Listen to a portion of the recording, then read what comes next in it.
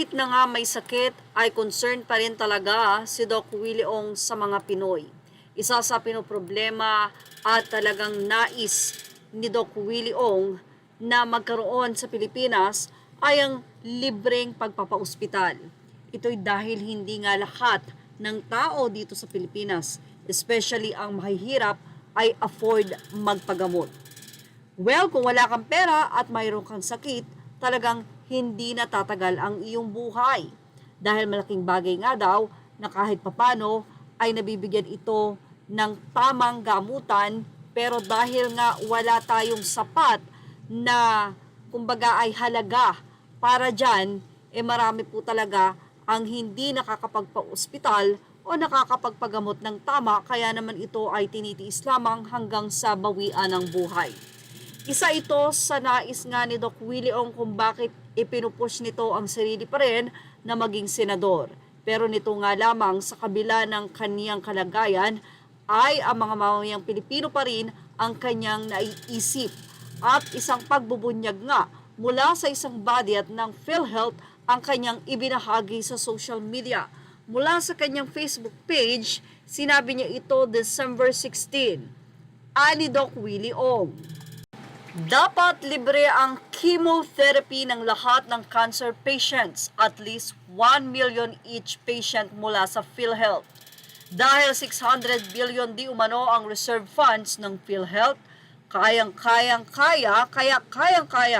Dapat ito, sa ngayon iilang cancers lang ang covered by PhilHealth.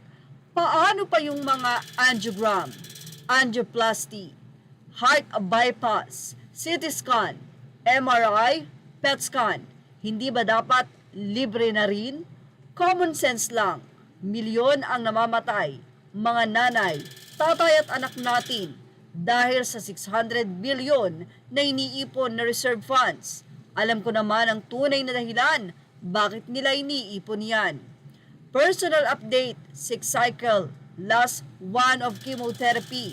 Laban lang mga cancer patients. Huwag bibitaw. Ang Diyos ay may misyon para sa atin. Maraming salamat sa dasal po ninyo. Hindi ko ito makakalimutan. Kayo ang nagpagaling sa akin. Ilang mga netizen ang nagpapayo kay Doc Willie Ong na magpagaling ito, magpalakas at huwag munang magpaka-stress sa problema, dahil kapag lumakas ito ay doon na nga siya gumanap ng nais niyang gampanin dito sa Pilipinas.